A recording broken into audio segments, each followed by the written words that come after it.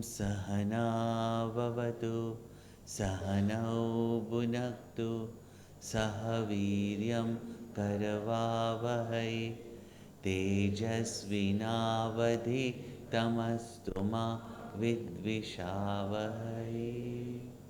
Om Shanti Shanti Shanti. Gurur Brahma, Gurur Vishnu, Gurur Devo Maheshwara, Gurureva Param Brahma, Tasmai Shri Gurave Namaha. Chinmayam Vyapiyat Sarvam Trailokyam Sacharacharam Tatpadam Darshitam Yena Tasmai Shri Gurave Namaha. Om Shanti Shanti Shanti.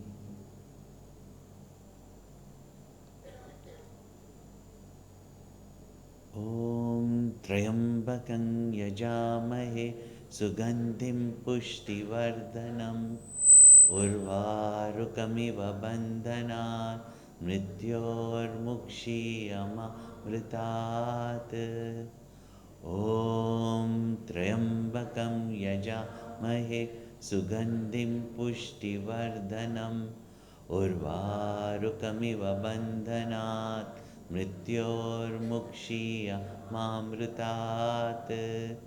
Om Trayambakam Yajamahe Sugandhim Pushtivardhanam Urvarukamiva Bandhanat Mrityormukshiyamamritat.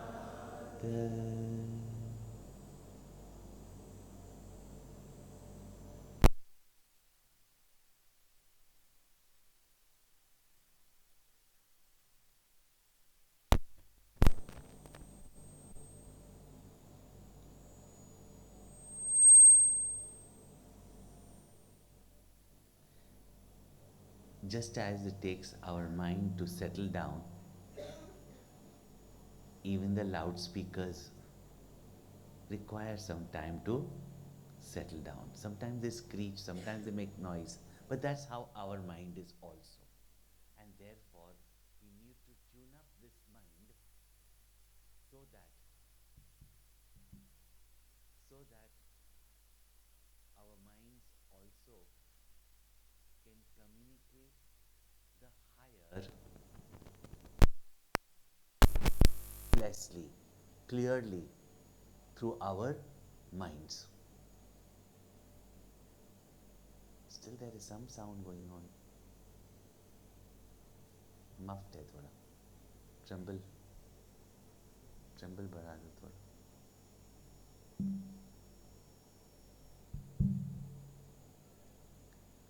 This attunement of the mind, these adjustments that we require to fine tune our mind is very easily done through a mantra. We've seen the vibration effect of the mantra. We've heard about the power. But mantra is capsules of knowledge. And when we contemplate on the meaning of the mantra and turn our mind in the direction that mantra indicates, we come to discover or realize the truth. Therefore, for higher meditation or contemplation, knowledge of the mantra is essential. Without knowledge, we cannot meditate. Most people understand meditation as just calming the mind temporarily, but leading the mind to abide in its true nature is called as contemplation, and abidance in your true nature is called as meditation. We will see also as we try to understand each word of the mantra that how with that understanding we contemplate.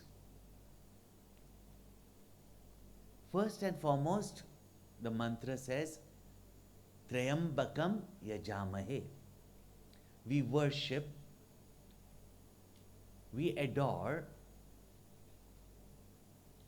or I adore, who? The one with the three eyes. When we say one with the three eyes, our first understanding is that the Lord of the universe, Ishvara, has three eyes. As we said, to make him look a little bit different than we look. But these three eyes are the eye of justice, the eye of compassion, and the third eye of wisdom. And we've seen yesterday also how a leader, how the Lord, the lawmaker, the law governor, has to have the eye of justice. Now we understand the eye of justice, that the Lord is someone who is here to punish us. But it is said justice, to give us the just result. And isn't the law made to protect us? Like it is said that whatever actions you do, you get the appropriate results. Now suppose if this law was not there, which means you do the action and somebody else gets the result, then you'll say it is unfair, is it not? So justice means the eye of being fair. So Bhagwan is not only the Karmadhyaksha, one who presides over our actions, and because of whom we have got all these abilities to act, but he is also the Karma Phala Data. This Karma Phala Data means that the results that we get of our actions is according to the action that we have performed, and it is governed by the laws of the universe made by the Lord, so that we get the just result. So whatever result we get, now what is the understanding of it? When can we say we have the knowledge of it? When we have the knowledge of it, that whatever actions we do, we get the consequences of that action justly only. Very often you'll hear people saying, "Arey, this person was so good, he was so charitable, why did he have cancer?" See, what has charity to do with cancer, you please tell me? That person may be very charitable, but suppose he is a chain smoker. The result of charity is different. The result of smoking is different. So when we understand this, then whatever result we get, we should learn to accept, because it is the consequences of our own actions, and it is a just result. It's the right result according to our actions. Now, if we don't find it conducive, we must learn that there is something wrong in the way we did our actions. Not that something God decided to do wrong to us. We were so good, but that God did something bad to us. It cannot be that way. Therefore, the wisdom is that whatever results come to us in our life, we must learn to accept it, not complain about it, because the result is only just. But if we only judge someone, and even just by the rules also, if we follow the rules, we get the right results. But at the same time, the Lord is the Lord of compassion.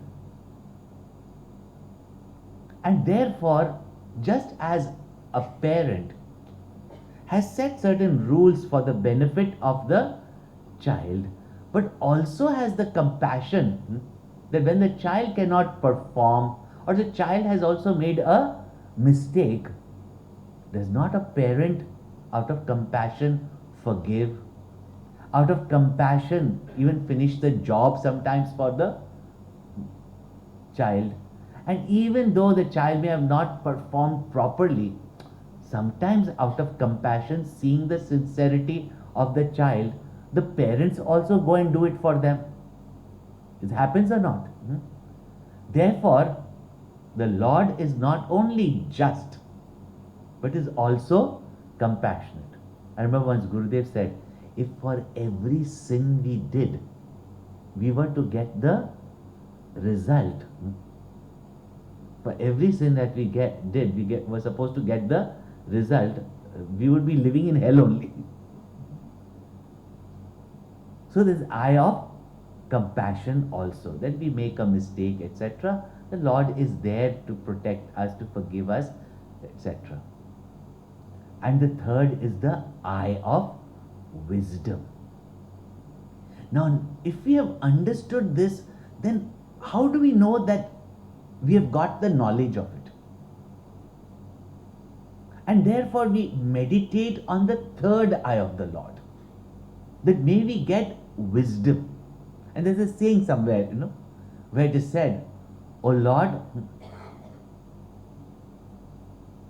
give me the strength to change what I can change, and the acceptance of that which I cannot change, and the wisdom to know the difference between the two also." So we meditate on the eye of wisdom, which I have explained yesterday. That the third eye is not a physical eye or some mystical eye. It is the eye of knowledge. And when we have got knowledge about something, we view that thing differently. Just as we see the blueness of the sky, or in the glass of water we see a crooked spoon, or we see a mirage. We are seeing it with our two eyes, but with our eye of knowledge, we realize that there is no water on the road. There is only an appearance there. The spoon is not bent. It is only because of the refraction of light. So this wisdom that we have, that's the eye of wisdom. So with the two eyes you might see water there, but with the eye of wisdom you recognize that there is no need to slow down your car because there is no water. You're seeing it. In the same way, we see this creation, and our whole dilemma, even to understand Vedanta, we see this creation and we see this creation as something real.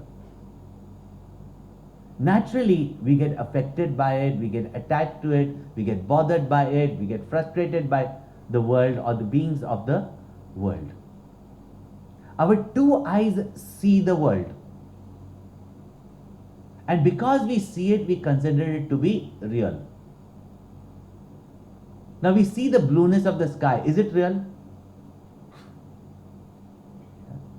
Tell me. It is not real. Yet we see it. So just because we see the world, does it make the world real?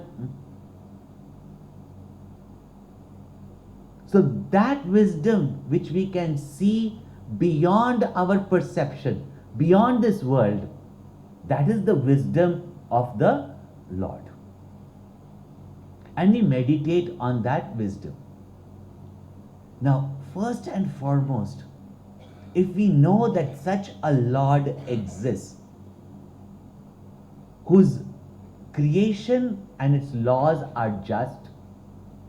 At the same time, He is an ocean of compassion. And the third is that He has the wisdom, not only of what is right and wrong, real and unreal, but what He should give us and what He should not give us. See, when we are children, we trust our parents, don't we? If they say no, we say we don't like it, but we say okay. But when we become teenagers and we think that we know more than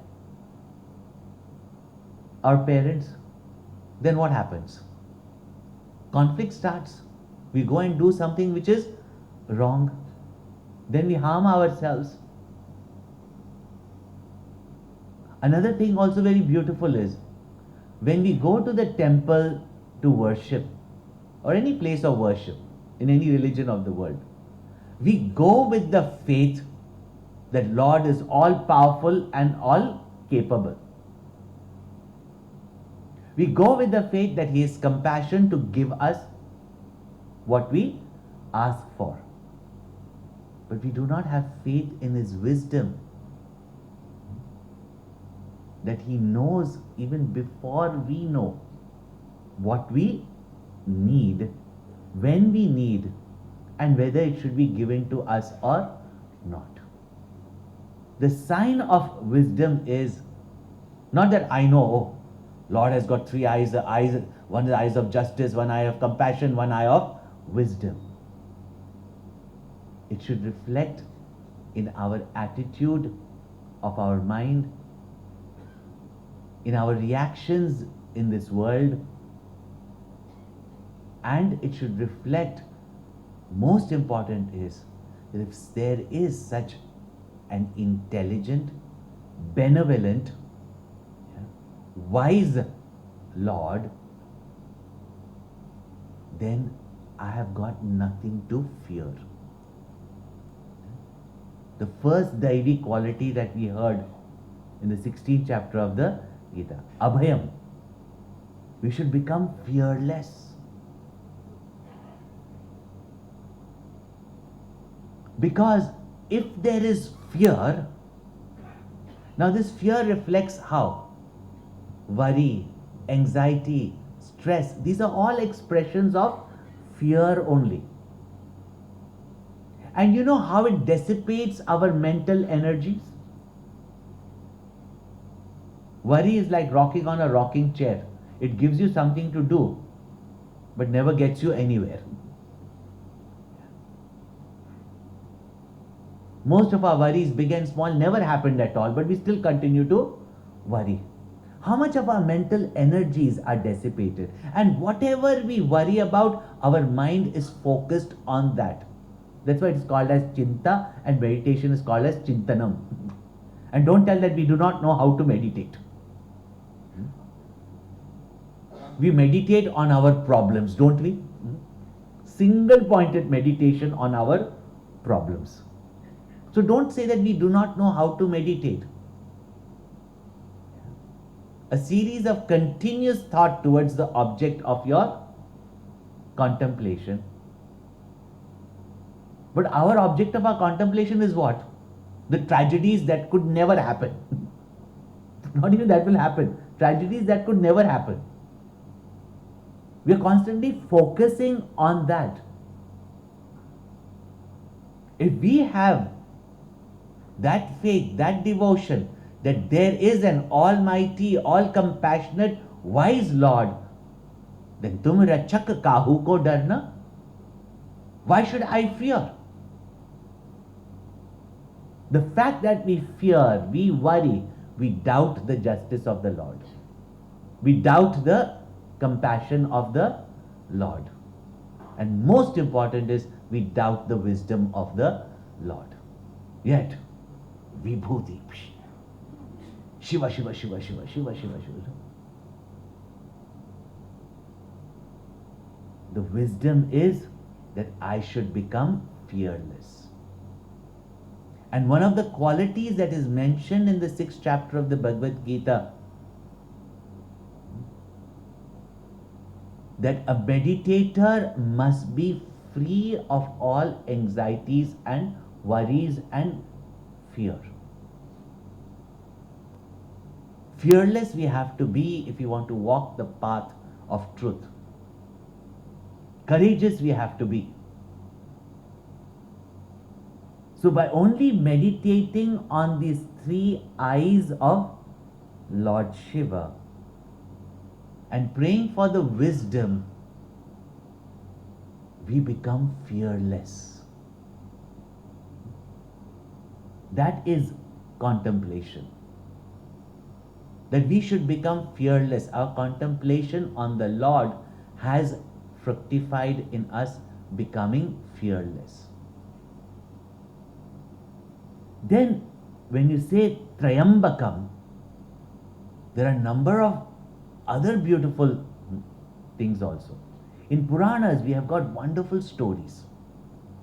And one of the famous stories of the opening of the third eye of Lord Shiva is that when Bhagwan Shiv is in meditation and Parvati is performing austerities, tapas, because she has been told by Narad Muni that if you want a husband who is a tapasvi like Lord Shiva, then you should also become a tapasvi. So she is meditating, but these devatas are anxious because they want a child from Lord Shiva and Parvati who could kill that asura. The story is like that, And here Shivji, who is in meditation, a person who is in meditation, how will he have desire for anything? Like nowadays many youngsters say, Swamiji, it's okay to get married, and in marriage also you can get realization. Now the fact is that in any stage of your life you can get realization. But the one who says, I want to marry and in marriage I can get realization, such a person will not get realization. Because the goal is whatever they want in marriage. See, we have to understand very clearly how the question is being framed. Lord Shiva is in meditation, reveling in his own self. Now these devatas are anxious. See, these days, why the youngsters have got no hurry to get married? Because they can get everything without marriage. Earlier, they would be restless to get married because what? They can't meet the girl. Nowadays, what's the hurry?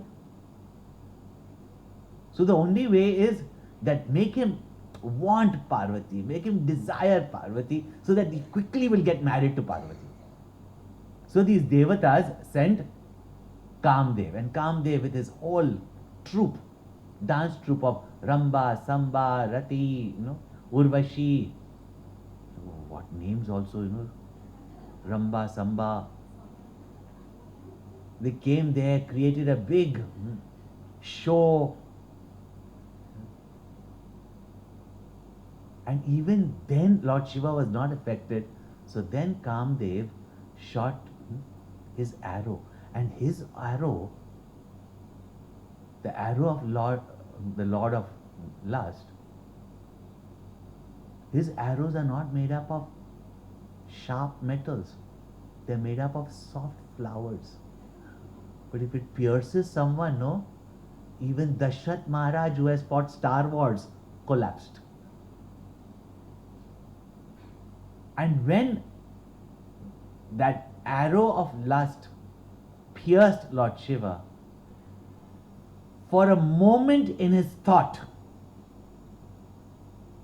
other than Brahman, the beautiful form of Parvati came. So much confidence in his mind, suddenly he knew that this thought cannot come from my mind. And he opens his eye, and there he spots Kamdev. And looking at Kamdev, very often we think that the third eye of Lord Shiva, considered also as fire,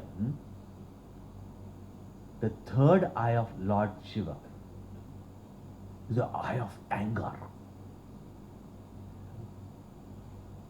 But he opened his third eye and Kamdev burned down to ashes. Afterwards, his wife Rati came and begged Lord Shiva that, what did my husband do wrong?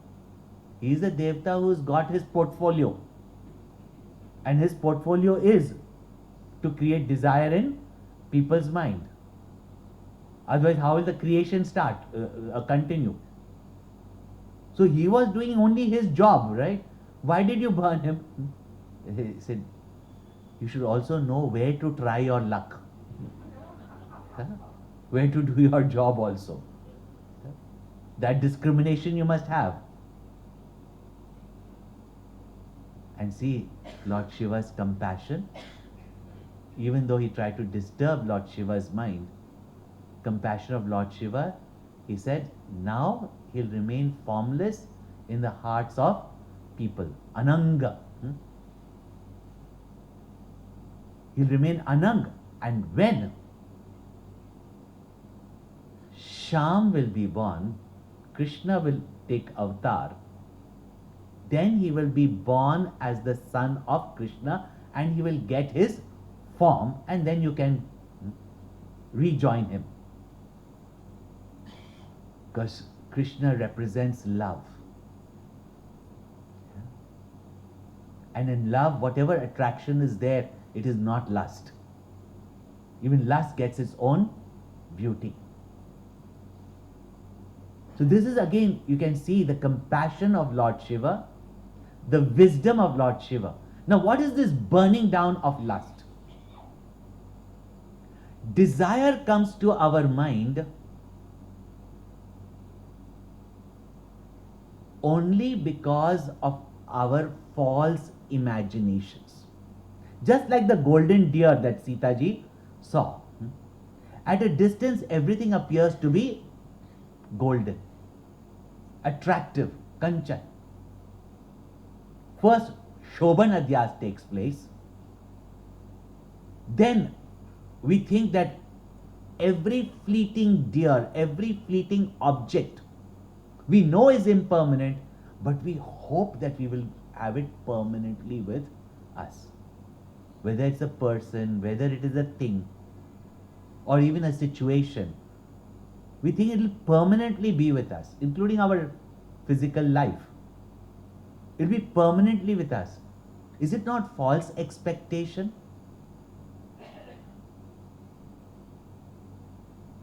And then we think that it will give us permanent happiness. And after we think we cannot live without it.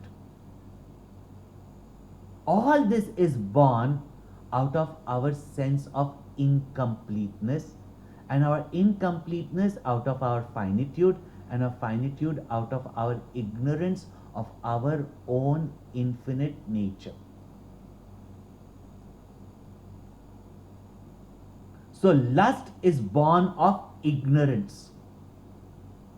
And when we say lust, it is not just desire, an obsessive desire. I must have it, or without it I cannot live. Without it I cannot be happy. I make my life miserable because I don't have it. I make myself anxious to get it. See how we agitate our minds? It's easy to say that just quieten your mind. But how? Be mindful, but how? But if you have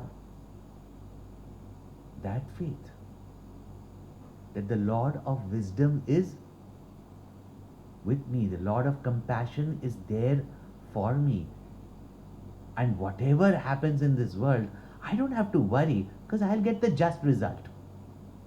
According to my prarabdha, yalla base nij karmopatam, vittam tena vinodaya chittam, wealth will come to me.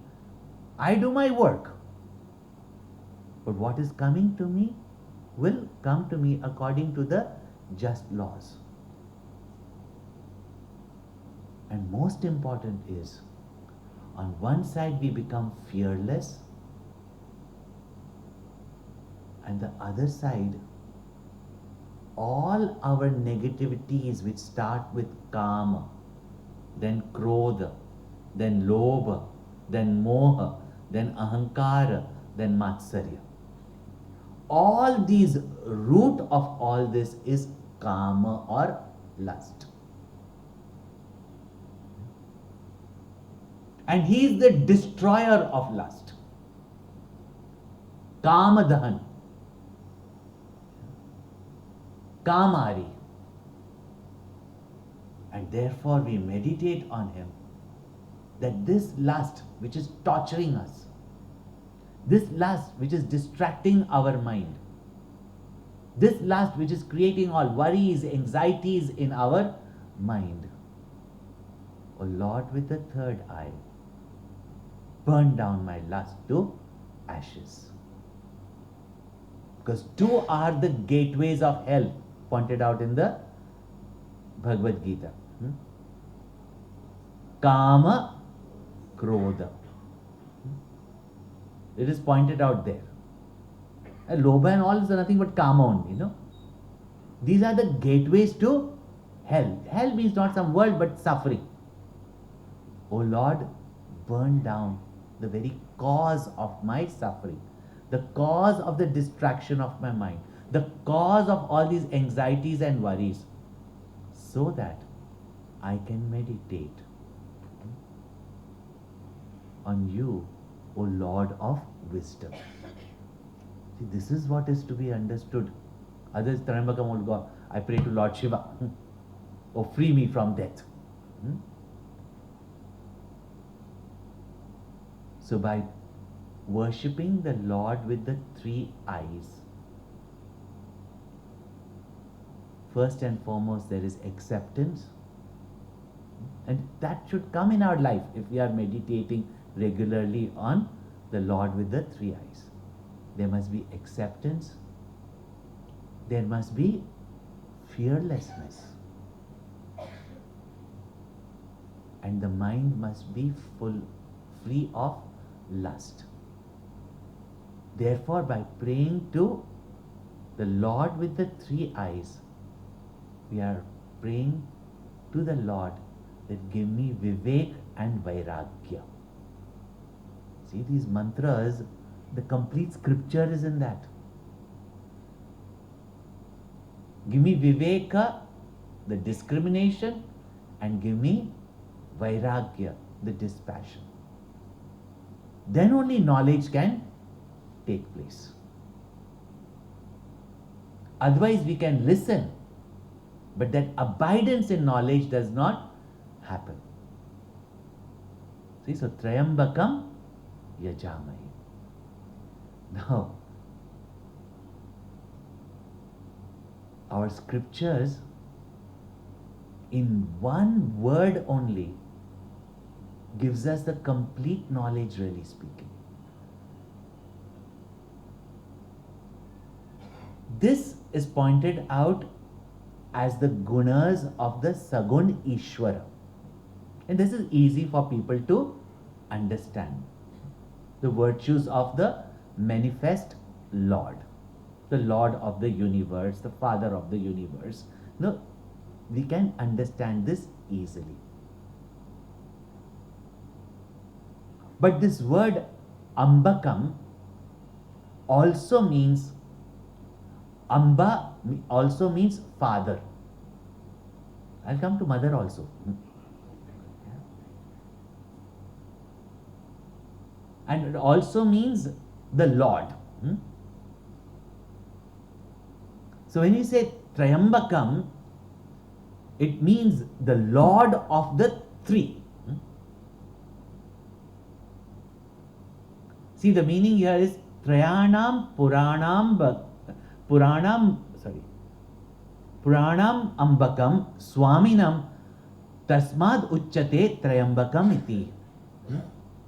And this is said in the Upanishads, that Trayambaka means one who is the Lord, the Swami of the three worlds. Now this 333 has got a lot of significance.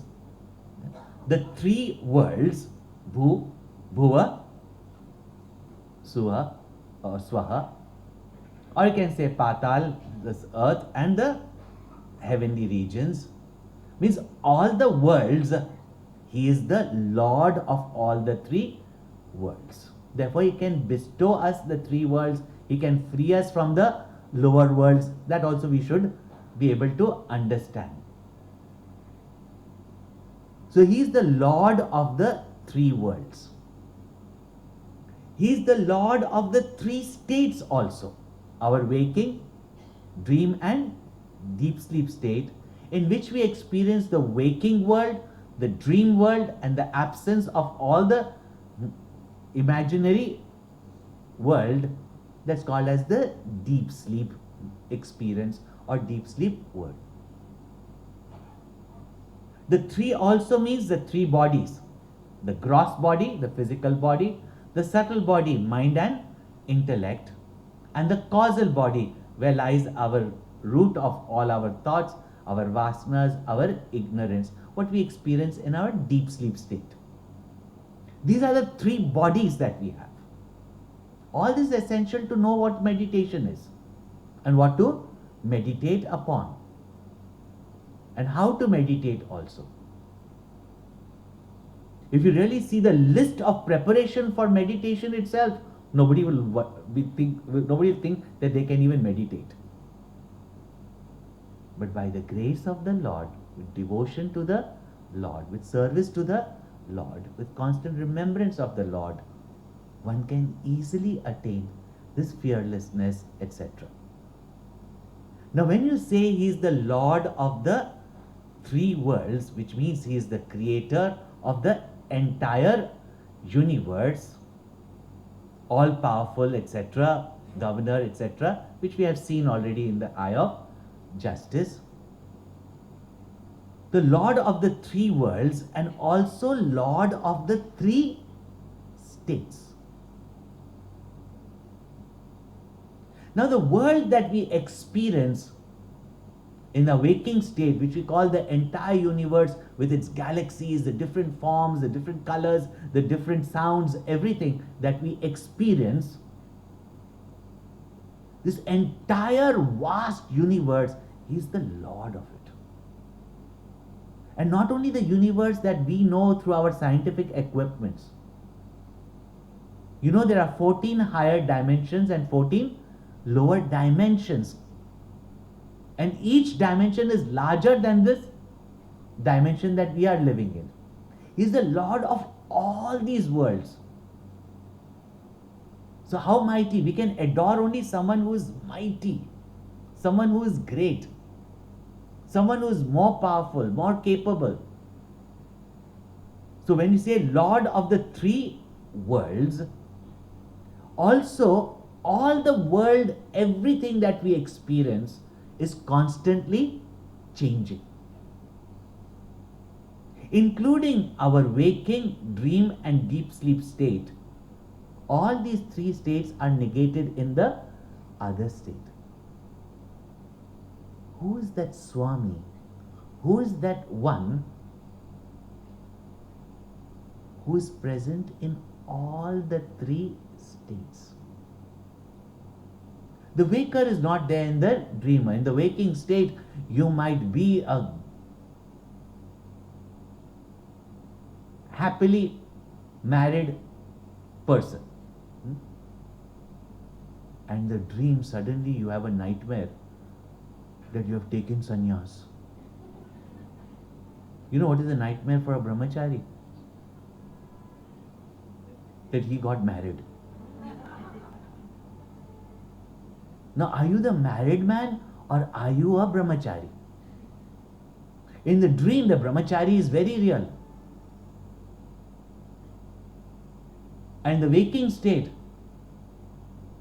the grahastha is very real. The married man is very real.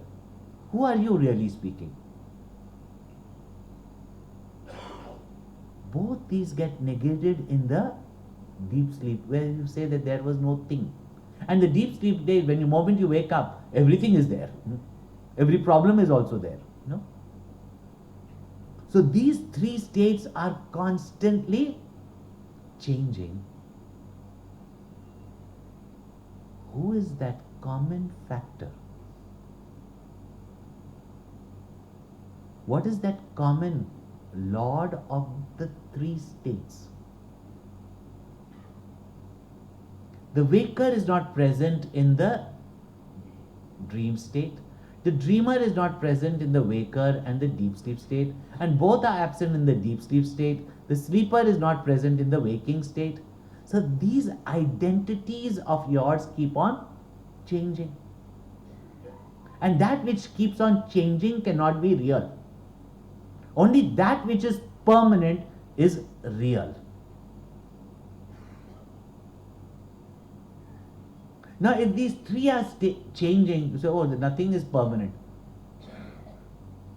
But who is the one who remembers all the three states? Must be present in all the three states.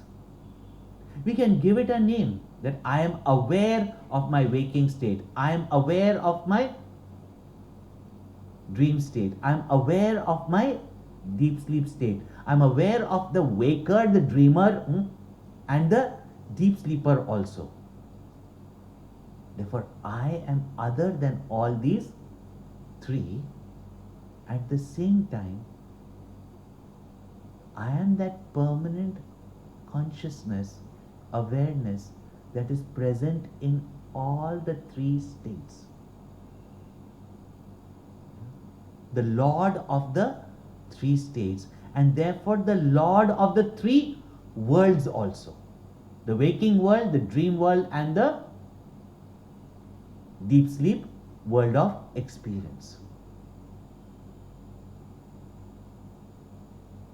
And therefore,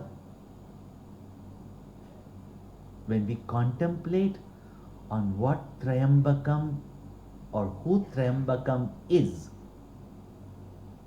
we realize that this Trayambakam is that consciousness, the awareness which is present in all the three stages. Trayambakam also means the Lord, the mighty power of the three worlds. And also Lord Shiva is called as Tripurari. The one who destroyed the three Puras. And the word Pura, which we call as city, in the Upanishads, in the Bhagavad Gita, Pura means this body, which is made up of these gates. 7 in the head, 2 eyes, nose, mouth, ears. If you count, there's 7. And the 2 organs of excretion and reproduction. So these organs, they're called as the 9. In the Upanishad, 11 are mentioned, the navel as well as the Brahmarandra. Just as a city is meant for someone to dwell in, just as a city is made for someone to dwell in the same manner, this body has been called as the 9-gate city, and the indweller in it is the Purusha, the Lord. And Lord Shiva is called as Tripurari, one who is the destroyer of the three Puras. And the Purana, another very interesting story is there. That there was a demon, Tripurasur he was called, because he was functioning through 3 cities. Remember, a rogue, an underworld person, cannot be staying in one place because will be easily caught. Has to have 3. Now, if you want to see it kind of scientifically, it seems like he had 3 space crafts. And when he would move from one space, which craft he was in. So if you shoot at one craft, the other 2 will come and destroy, blow it up. Therefore, the story goes that there is only at one time the all 3 would come in line with each other. And that is the time Lord Shiva was told that he has to shoot his arrow and pierce them together at one time. Because if he does it separately, then the other ship will attack. And you do not know in which one Tripurasura is sitting.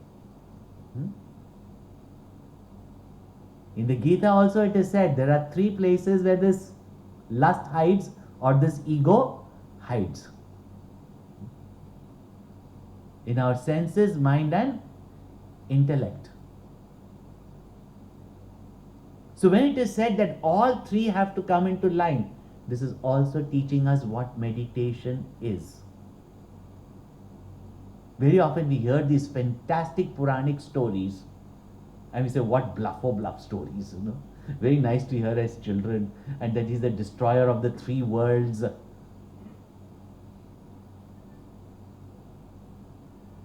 And Lord Shiva pierces and kills Tripurasura and destroys the 3 worlds, or his 3 satellites, or his 3 spacecrafts, whatever you may call it. And they were almost like Pura. Today we are talking about it. Yes, cities in the sky.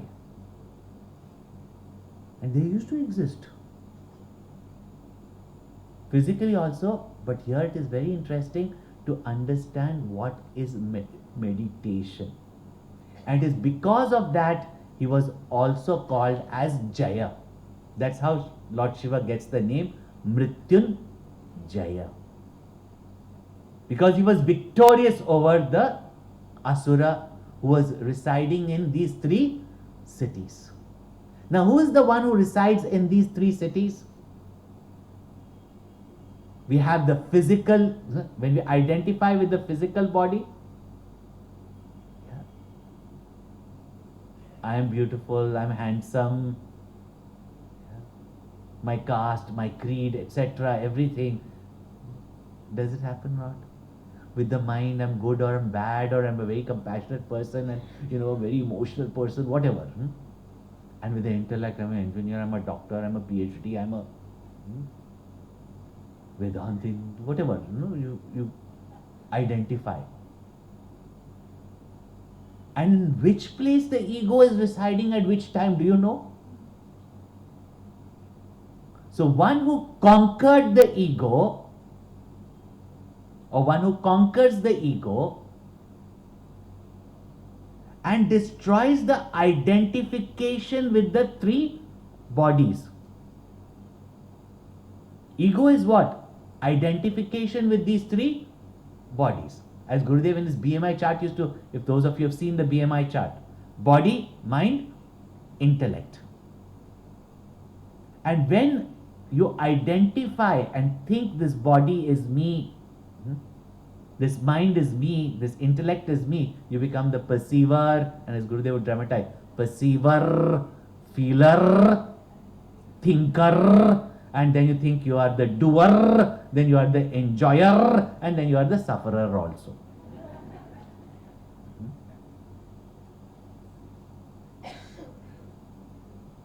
The one who is the destroyer of these 3 bodies means identification with these 3 bodies, and destroyer of this Tripurasura, this ego, is the one who is Mrityunjaya. So we invoke him to free us from the suffering, the limitation of this ego. But how did he destroy this ego is what teaches us what is meditation. In meditation, you must be as alert as you are fully awake. Most people in meditation, my mind was absolutely blank. No thoughts. Gurudev, was I in meditation? Gurudev asked one question. When you sat in meditation, how were you? Just straight. like an exclamation mark, full of wonder. And when you got up from your very quiet meditation, how are you? Question mark. That's why you have the question. You were asleep. When you are wide awake, as in the waking state, and you are as quiet as you are in the deep sleep state, and when your mind can visualize just as in the dream state, single pointed thought, that is when you will find that the three puras have come together.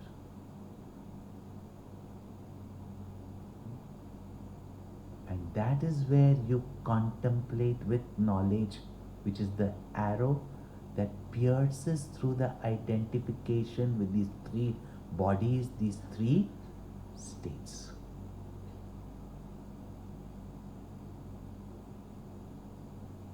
And therefore is called as the Lord of the three states. The destroyer of the ego, the destroyer of the identification with the three bodies. So that ever permanent, unnegated Sat consciousness, Chit, and Trayambakam has got, how many meanings are there? Wait.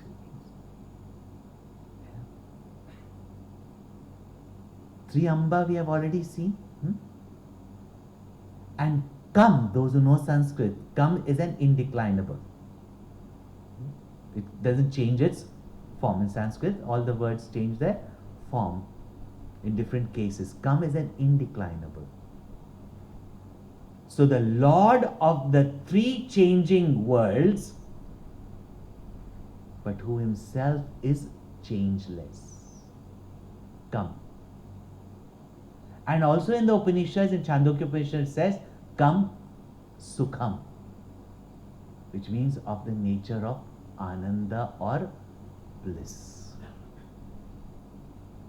So can you imagine what Trayambakam means? One word, the entire scripture is there. Even the technique is there. Everything is there. What is there? One short mantra. I know Trayambakam is Lord with three eyes, Lord Shiva. But what is the implication of it? This is what is called as contemplation. Now that you know the meaning of it, when you say the word Trayambakam, it immediately shoots you into the understanding and what it is indicating. So now sit straight. Keep your feet firmly on the ground. Don't cross your... If you're sitting cross-legged on the chair comfortably, it's fine. But keep your feet not crossed, but firm on the ground so that you give yourself maximum. Stretch it, your knees apart so that you've got maximum base. Interlock your hands in front of you and drop it close to your trunk of your body. Don't sit in these fancy movie rishi poses. Even if you are sitting in, Gyan Mudra, your shoulders should fall and your Jnana Mudra should be straight on your lap, not you get spondylitis. So keep it so that your body is relaxed. We'll go through the relaxation of this body today so that step by step we go through it. And now that you're understanding, and of course some of you have already learned the technique and all that, but you're understanding how each word is also teaching us what is meditation and even how to meditate. And if you have understood what is the goal of meditation, what are we trying to know, what are we trying to attain, what are we trying to abide in, the goal and the path also must be similar only. So first we will go on explaining, and then in the ending when we conclude, you will understand that at every stage you are practicing the final stage only. So first and foremost is you take a firm asana, a firm seat. Not too hard, not too soft. If it's too hard, you will get cramps. Don't sit in Padmasana unless you have practiced asanas, yogic asanas for a long period of time. But any comfortable, says Sukhasana. Nowadays we are not used to sitting down, many of you. So, and back problems, knee problems, etc. Don't torture yourself by sitting on the ground. Otherwise, you know how my Kundalini will rise. Don't worry about it. You don't have a Kundalini. I'll talk about that later.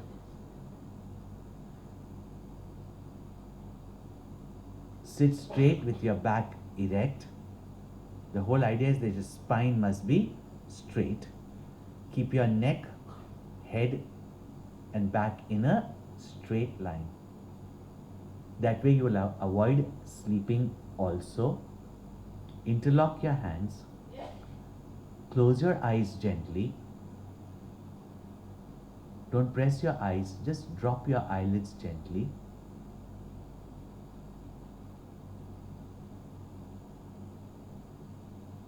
And for the next few minutes, keep your body absolutely steady, as though it's a beautiful statue, a beautiful piece of art.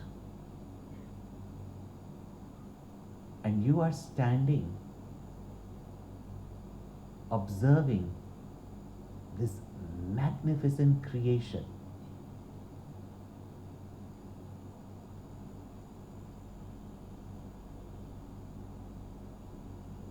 Keeping the body steady,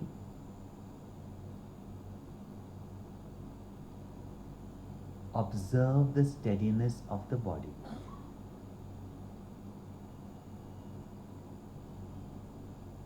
Give your mind something to do, otherwise it will start, as always, wool gathering.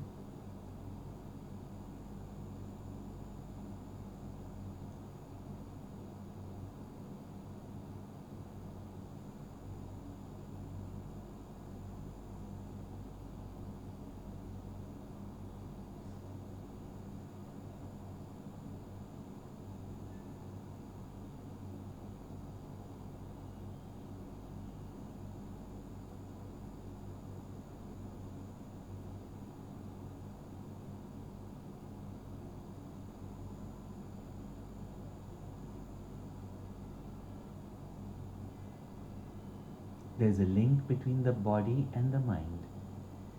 When the mind is restless, the body is also restless. When the mind is quiet, the body is also steady. When we cannot directly control the mind, if we keep the body steady, to a great extent, you can bring your mind to a state of relative steadiness.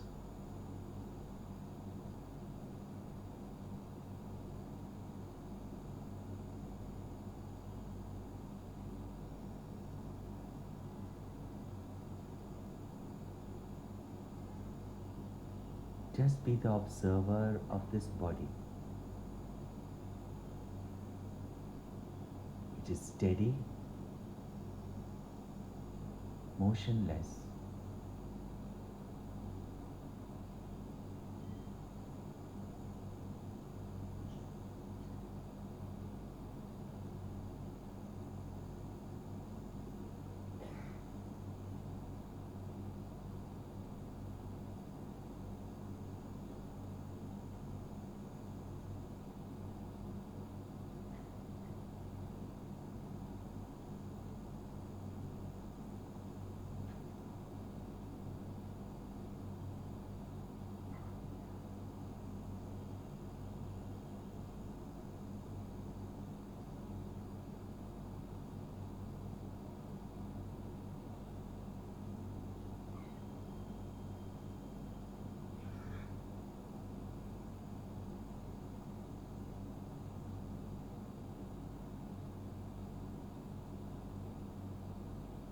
See now the condition of your mind.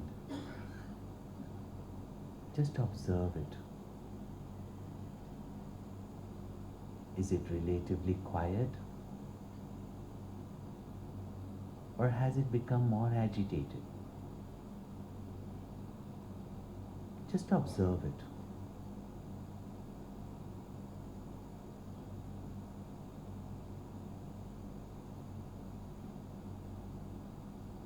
When your mind drifts again, gets agitated or disturbed or distracted, bring it to focus again on the steadiness of your body.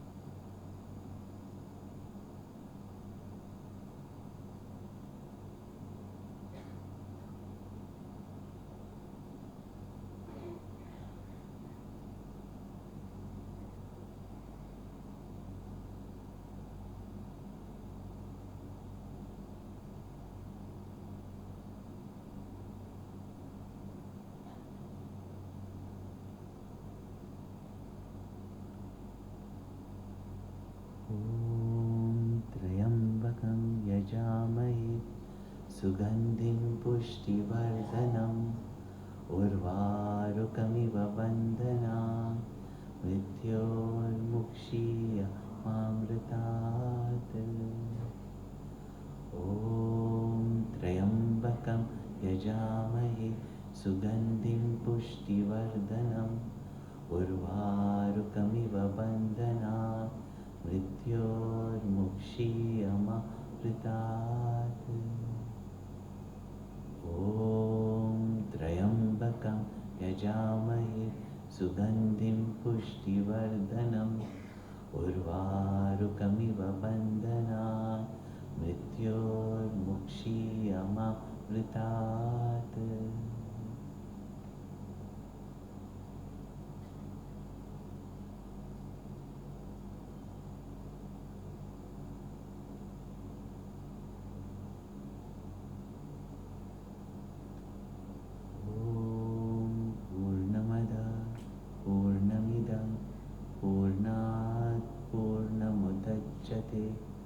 पूर्णस्य पूर्णमादाय पूर्णमेवावशिष्यते ॐ शान्ति शान्ति शान्ति हरिः ॐ श्रीगुरुभ्यो नमः हरिः ॐ